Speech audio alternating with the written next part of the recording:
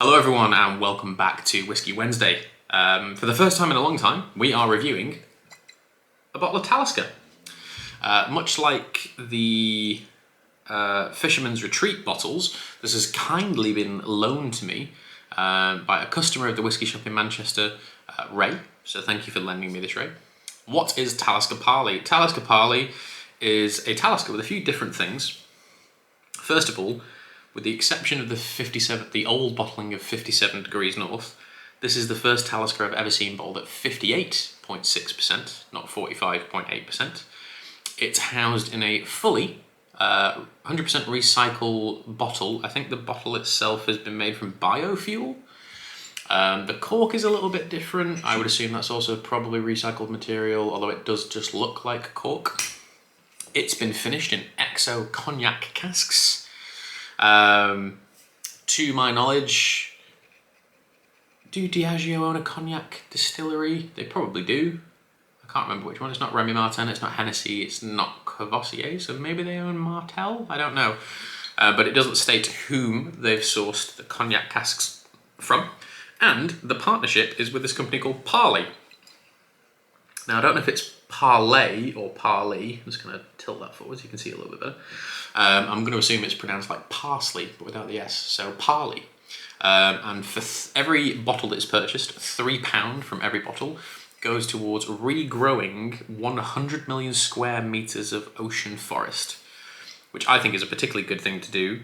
£3 doesn't seem like a lot for what is an £85 bottle of whiskey, but we'll get onto that later. But yeah, I honestly cannot remember the last Talisker we reviewed. I remember years and years and years ago doing like the first 8-year-old special release, but I think that was 2016. My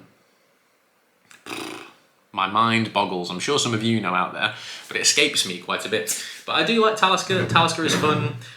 They've got quite a lot of competition on their hands now in my mind with Torreveig, the new distillery, or the newer distillery on the Isle of Skye. But nonetheless, we're here to talk about this XO cognac cask finished Talisker at a slightly higher strength than normal.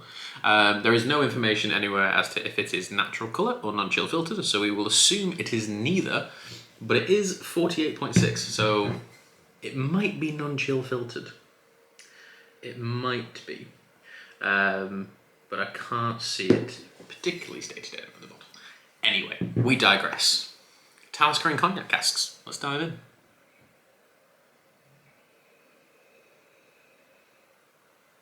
Oh, the casks are French oak as well.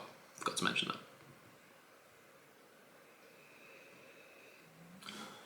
Very malty. I feel like that's a really stupid thing to say when reviewing a single malt whiskey. It's really malty. But it is, it comes across a lot maltier than most other single malt whiskies really do.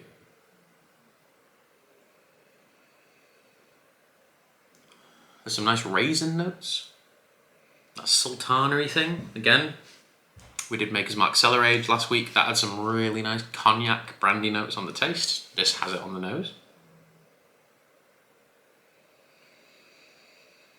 It is quite rich. Like, the Talisker smoke is there, but I will be honest, the cognac casks are pushing through quite a bit.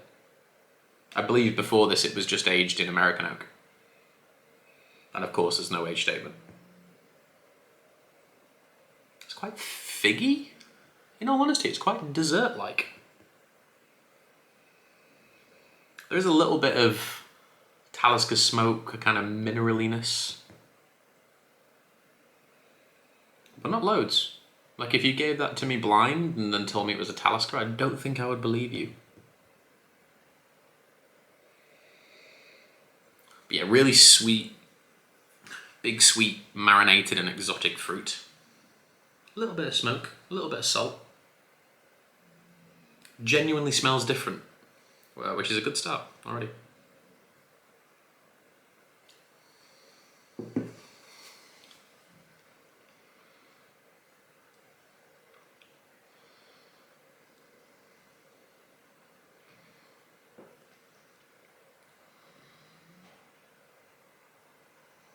Well, that's quite interesting.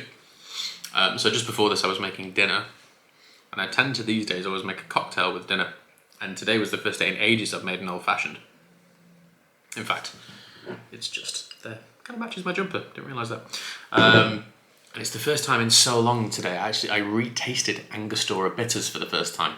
Because I always taste like gingerbread, Angostura bitters and cloves and stuff like that. But I had just like a little taste of it. This, honestly, you get those fruity notes, you still get that malted loaf currant thing.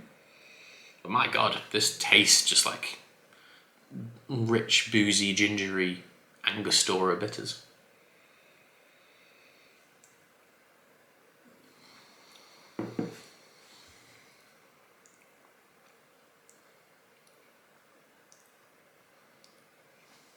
But even through all that, because that's quite a powerful flavour, I don't think I've ever had gingerbread as a tasting note ever before. The smoke begins to push in, but I do think it's fighting quite hard against these cognac barrels, which again in my mind is quite a good thing because it's nice to have a Talisker with a twist. And at the 48.6, the finish itself does come across, but I will say it's quite short-lived. It's not the longest finish in the world, which is a little bit disappointing, I will be honest. Ray didn't give me this bottle full. It was probably up to about here, I think.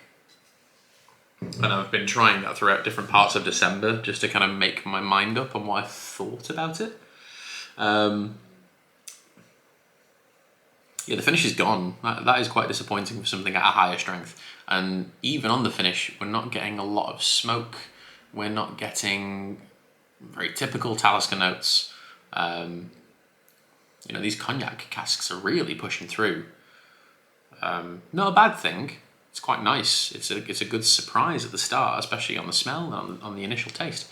But it is drowning out a fair bit of this classic bolshy Talisker profile. As a side note, as we kind of ruminate on these tastings, £3 from every bottle goes to the cause. RRP on this is about 85 quid. It's on sale. Well, this video probably won't come out in January when I'm filming it, but this was on sale in January for about 75 quid, so about a tenner off, and that seemed to be everywhere. It was just £10 off. You know, obviously that's a retailer's choice to drop a price by £10, but £3, you know, it's less than 5% of retail price. And it doesn't appear to me that they've sold a particularly large amount of this. For Talisker fans, obviously they'll have a bottle and that donation is fun. Yeah, that just doesn't seem like a lot to me. If you're regrowing 100 million square meters of ocean floor, that seems like it might need more than £3 a bottle in a donation. Nice thought, but could have been better and better done. And just more generous as a whole. Because I don't think XO brandy casks cost that much in comparison to sherry barrels. So, you know, if you're going to do it, Diageo, do it properly. I'm not saying 50%, but you can do at least 10. You could do at least 5%, you know. Yeah, this just smells like gingerbread, which is really nice, but it has really quashed quite a lot of that fun Talisker style. It is a very easy drinking Talisker.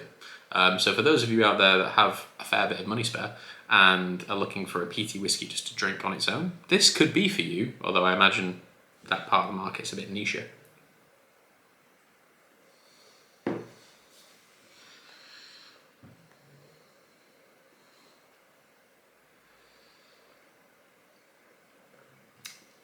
Yeah, it's fine. Although I say that on the third sip, then there is a little bit more of that Talisker smoke coming through, so maybe it does just need a bit more time. There are a couple of things wrong with this bottle. The donation side of it, the strength is fantastic, but the finish is really short.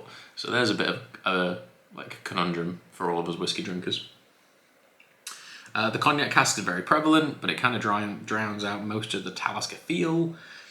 There's no age statement to it, which doesn't normally bother me, but with the finish being so short, but the alcohol being so high, for a Talisker, I'm a bit perplexed as to how old it may be. Overall, though, you know, for the money and for all of those cons and the few pros, I think just it gets a 7. It's interesting and it's got a really good reason why you should buy it. But when it comes to it, I think the whiskey is a little bit two-dimensional, arguably even one-dimensional. And the donation could just afford to be more, especially when the distillery is owned by the largest drinks company in the world.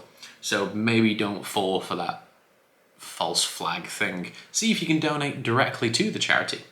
But I think they work in conjunction with Talisker. So maybe you can just make a direct donation. I don't know, check Google. But yeah, it seems like a little bit of a damp squib to me. But that's the Talisker Parley XO Cognac cask finish. That gets a 7 out of 10 from me. I'll see you all next week. Thank you.